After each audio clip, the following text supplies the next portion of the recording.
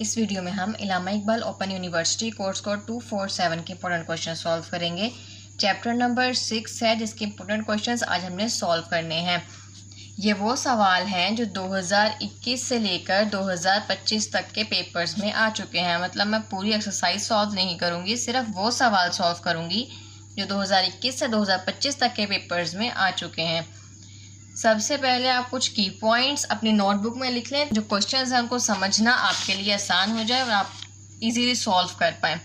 की पॉइंट्स कुछ इस तरीके से हैं कि आपको अगर कोई भी नंबर मुख्तसर करने के लिए इसकी छोटी शक्ल में ढालने के लिए दिया जाता है तो उसमें आपने एक तो कुव्वत नुमा का यूज़ करना होता है। कुव्वत नुमा का मतलब ये है कि अगर आपको कोई भी वैल्यू जज़र में दे दी गई है, इसको हम जज़र बोलते हैं, जज़र में दे दी गई है, इसको जज़र में से हम बाहर निकालेंगे। वो किस तरीके से, अगर तो रूट के यहाँ पर कोई नंबर नहीं लिखा, जैसे कि ये वाली है, इसमें हम x के ऊपर पावर डाल देंगे 1/2। इसी तरह अगर हमारे पास क्यूब रूट है, यानी कि यहाँ पर 3 लिखा हुआ है, तो फिर कुव्वत नुमा में जाने के लिए इसकी पावर बना देंगे। ये 3 है तो ये बनेगा 1/3। इसी तरीके से अगर फॉर एग्जांपल 5 लिखा हो रूट के बाहर तो हम इसको लिखेंगे x की पावर 1/5। एक बार दोबारा रिपीट करती हूँ, अगर सिंपल जज़र है तो 1/2 आएगा पावर में, और उसके अलावा जज़र के बाहर जो लफ्ज़ भी लिखा हुआ है पावर में हमने उसको बट्टे की फॉर्म में लिखना है। पहले ऊपर 1 आएगा और फिर नीचे 3 आएगा। इसको बोलते हैं कुव्वत नुमा शक्ल। और इसके अलावा एक होती है जज़र।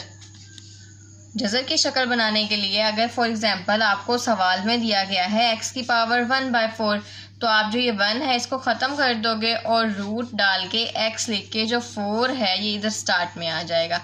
रूट के ऊपर लिखना है, मतलब यही वाली बात है। रूट यहाँ पे हमने जज़र को ख़त्म किया, ख़त्म करके 1/2 लिखा, और जज़र वाले में 1/2 लिखा होगा और इससे हमने जज़र में चले जाना है।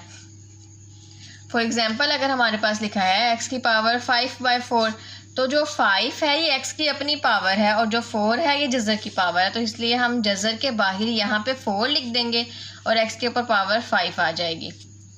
इसके बाद थर्ड नंबर पर कुव्वत नुमा पहला पॉइंट हो गया, जज़र दूसरा पॉइंट हो गया। आई होप आप लोगों को ये दोनों पॉइंट समझ में आ गए होंगे। देन अब थर्ड पॉइंट है सेम वेरिएबल्स आपस में मल्टीप्लाई हो रहे हैं, तो आपने उनकी पावर्स को ऐड कर देना है। मिसाल के तौर पर जैसे देखें, अगर हमारे पास 2 वेरिएबल्स हों और वेरिएबल्स बिल्कुल सेम है, देखो दोनों वेरिएबल सेम है, पावर्स चेंज है और ये आपस में मल्टीप्लाई हो रहे हैं, तो हम जो वेरिएबल होगा ना, जो भी नंबर होगा उसको हम 1 मरतबा लिखेंगे। ये नीचे वालों को ना बेस बोलते हैं, तो बेस को 1 मरतबा लिखना है और ऊपर वाली दोनों को प्लस कर देंगे। इसको एडिशन लॉ भी बोला जाता है। x की पावर हो जाएगी 5। इसी तरह से अगर फॉर एग्जांपल x की पावर 3 है, x की पावर 4 है, नंबर जो बेस है वो तो सेम है ना, तो बेस सेम है तो उसको हम 1 मरतबा लिख लेंगे और पावर्स को प्लस कर लेंगे।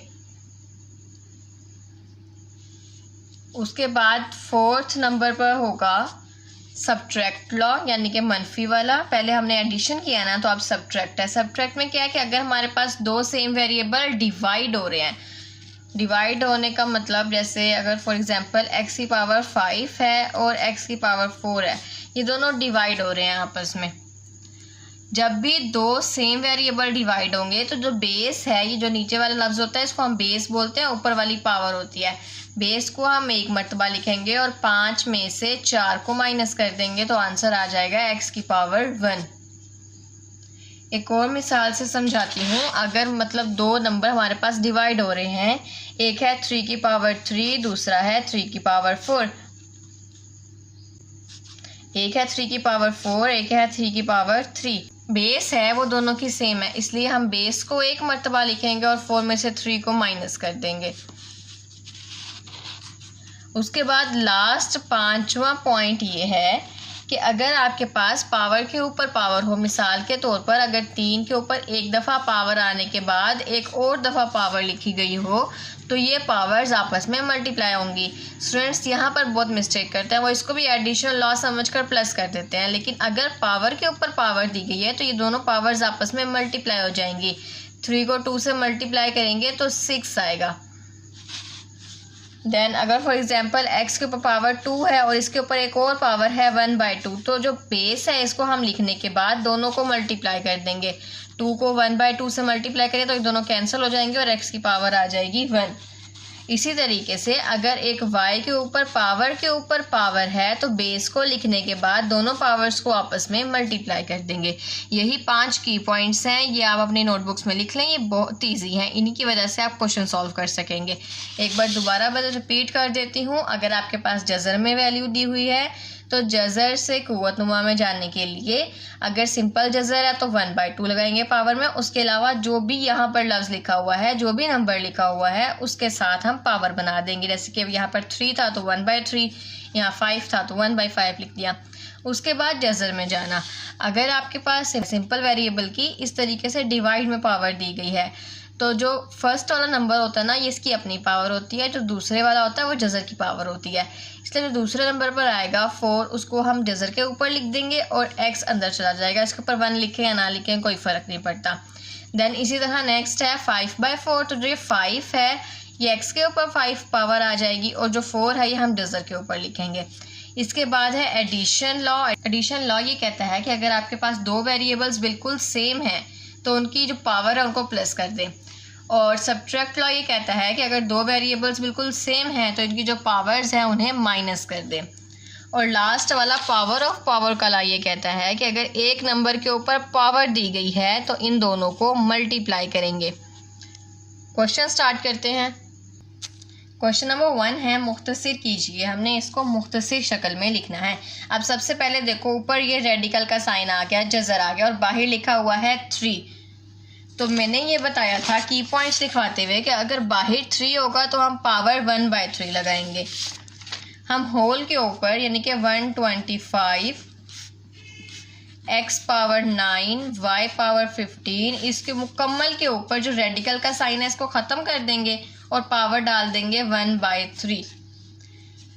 अब उसके बाद सेकेंड स्टेप होगा कि 1/3 को ना आपने जितने भी नंबर्स हैं, जितने भी वैल्यूज़ हैं, सबके साथ अलग अलग कर देना है। जैसे कि 125 आ गया, इसके ऊपर हम 1/3 को अलग से लिख देंगे।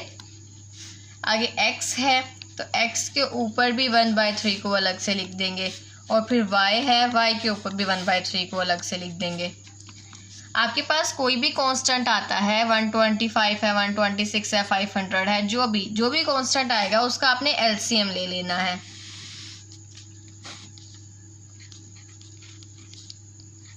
फाइव 2s are 10, यहाँ पे 12 है ना तो यहाँ पे हमने 5 2s are 10 लिया, 2 कैरी चला जाएगा, 25 हो गए। 5 5 बार 25, फिर 5 5 बार 25 और 5 1 बार 5। जो ये हमने इसको सॉल्व किया तो हमारे पास 5 आया 3 मरतबा। यहाँ पर हम लिख देंगे 5 है 3 मरतबा और ऊपर वाली वैल्यू एज इट इज़ आएगी। ये कुव्वतनुमा में लिखने का एक तरीका होता है। यहाँ पर आपके पास वैल्यू जितनी मरतबा आती है ना, हम उतनी पावर बना देते हैं और बेस को 1 मरतबा लिखते हैं। जो ऊपर 1/3 लिखा हुआ था 125 के, वो एज इट इज़ आ जाएगा। अब इसी तरह नेक्स्ट आगे x पावर 9 1/3 और y power 15 1/3 as it is. यहाँ पर आप देखिए मैंने अभी क्या बताया था आपको लास्ट वाले पॉइंट में कि अगर पावर ऑफ पावर दी जाएगी तो इन दोनों को आपस में मल्टीप्लाई कर देंगे। वही काम हमने यहाँ पे करना है। बेस को लिखने के बाद 3 को मल्टीप्लाई कर देंगे 1/3 से, ये दोनों कैंसिल हो जाएंगे, 1 आंसर आ जाएगा। फिर इसी तरीके से x को लिखने के बाद 9 को 1/3 के साथ मल्टीप्लाई कर देना है। 9 multiply 1/3, 3 1s are 3, 3 3s are 9, 3 1s are 3, तो x के ऊपर पावर आ जाएगी 3। इसी तरह y को लिखने के बाद 15 और 1/3 को मल्टीप्लाई कर देंगे। 3 1s are 3 और 3 5s are 15, तो 5 को 1 से मल्टीप्लाई करने के बाद y के ऊपर पावर आ जाएगी 5 और यहाँ पर क्वेश्चन कंप्लीट है।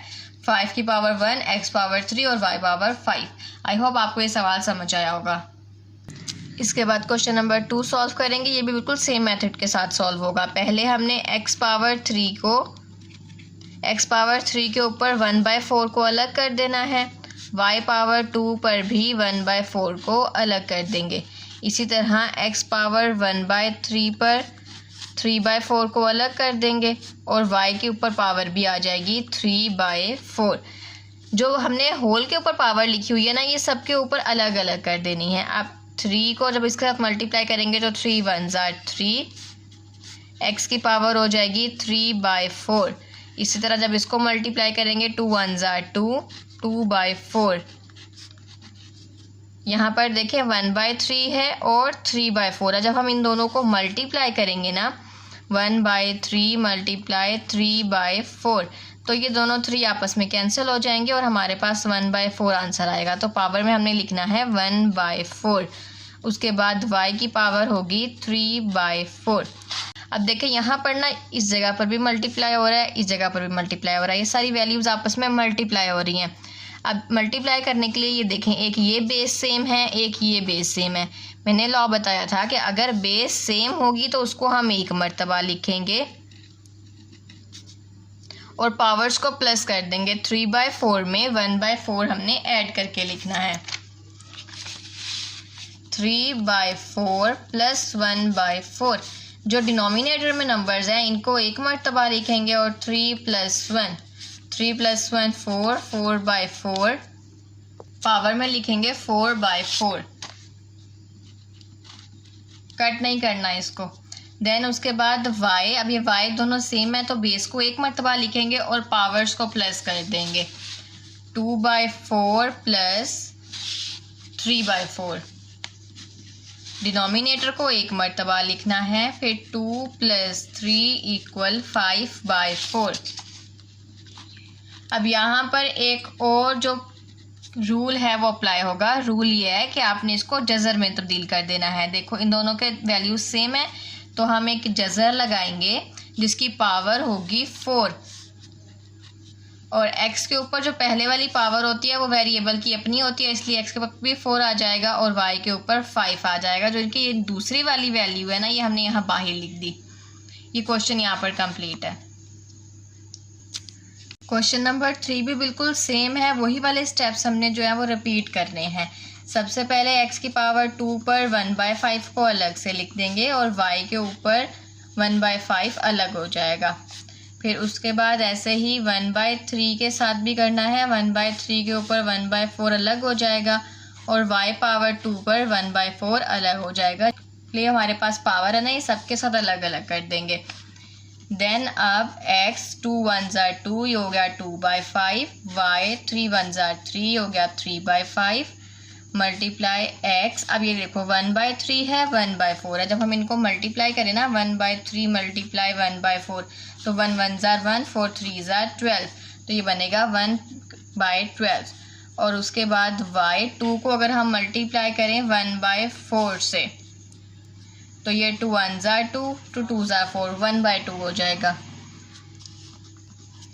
सारी वैल्यूज़ का हमने पावर ऑफ पावर का रूल लगा के सॉल्व कर लिया। देन अब क्या करना है, सेम वेरिएबल्स को प्लस कर देना है। ये x और x सेम वेरिएबल हो गए, x को एक मर्तबा लिखेंगे, पावर्स को हम प्लस कर देंगे।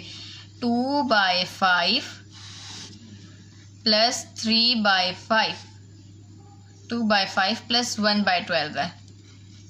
जब आपके पास सेम वैल्यूज़ ना होना तो आपने इन दोनों को मल्टीप्लाई करना होता है। 12 को 5 से मल्टीप्लाई करेंगे 60 आएगा।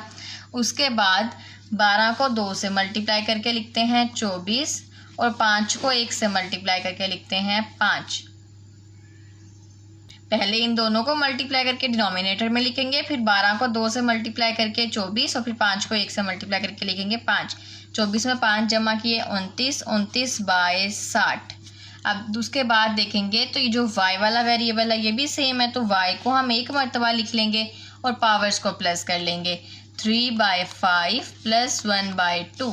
अब वही सेम तरीका है, पहले 5 को 2 से मल्टीप्लाई करें, फिर 2 को 3 से और 5 को 1 से। 6 + 5 11, 11/10। अब अगर तो ये दोनों सेम होते तो हम इसका जज़र बनाते, लेकिन ये सेम नहीं है तो यहाँ पर ही इस क्वेश्चन को कंप्लीट कर देंगे। नेक्स्ट क्वेश्चन है, मुख्तसर कीजिए और जवाब मस्बत कुव्वत नुमा में लिखिए। मस्बत का मतलब पॉजिटिव आंसर होना चाहिए।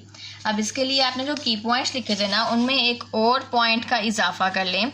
वो ये कि अगर आपके पास पावर हो नेगेटिव में, जैसे अगर 3 की पावर है -3, नेगेटिव में अगर पावर होगी तो उसको पॉजिटिव करने के लिए हम उसकी जगह बदल देंगे।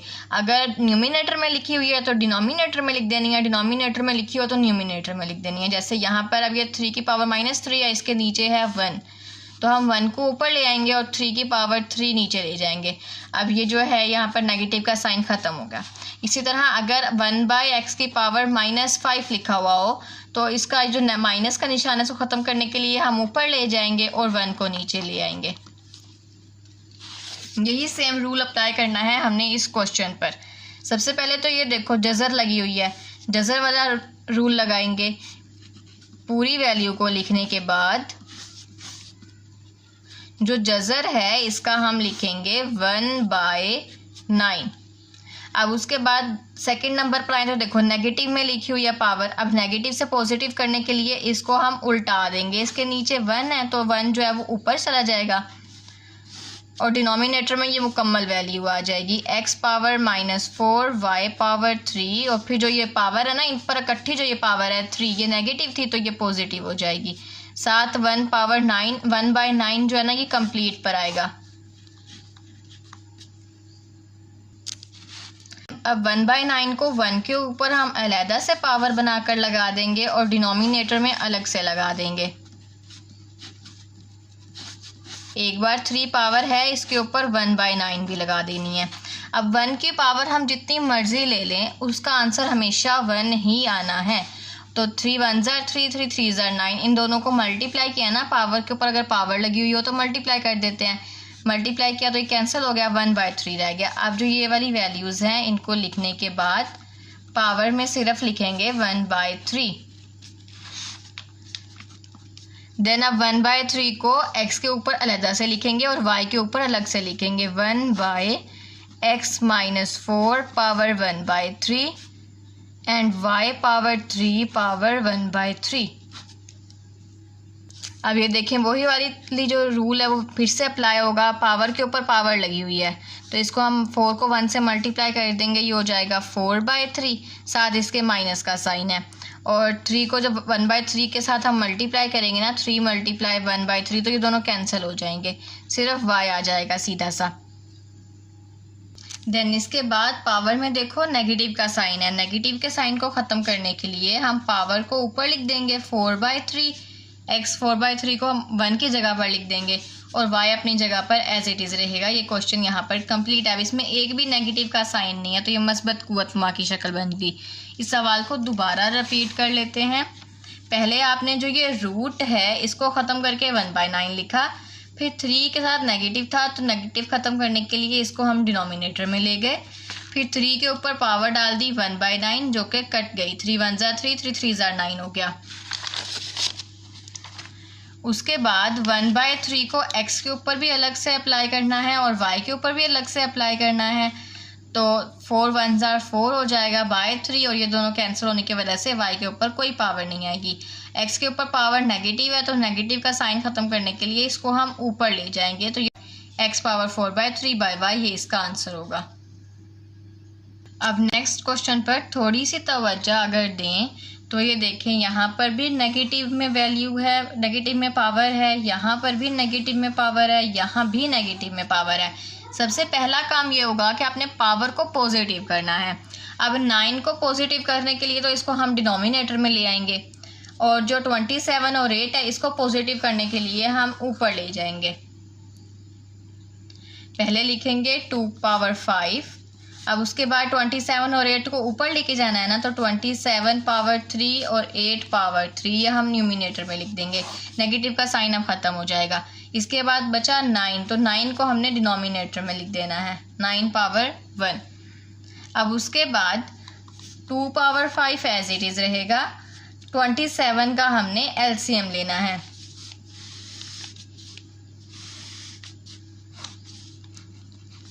थ्री 9 27, 3 3 9, 3 1 3, तो 3 की पावर होगी 3 टाइम्स, तो 3 को हम पावर में लिखेंगे 3 और जो ये वाला 3 है ये ऊपर एज इट इज़ आ जाएगा। पहले एलसीएम लेना है, 3 मरतबा आया तो 3 के ऊपर लिखेंगे 3 और जो ये वाला 3 है ये ऊपर एज इट इज़ आ जाएगा। फिर हम इसी तरीके से 8 का एलसीएम भी ले लेंगे। 2 4 बार 8, तो 2 बार 4 और 2 1 बार 2। अब यहाँ पे 2 के ऊपर पावर क्या बनी 3। पावर बनाने का ये मतलब होता है कि एक नंबर कितनी मर्तबा है, तो यहाँ पर 2 3 मर्तबा है, तो 2 के ऊपर हम 3 लिख देंगे और ये वाला 3 ऊपर एज इट इज़ आएगा। फिर उसके बाद डिनोमिनेटर में 9 है, तो 9 का भी एलसीएम ले लेंगे।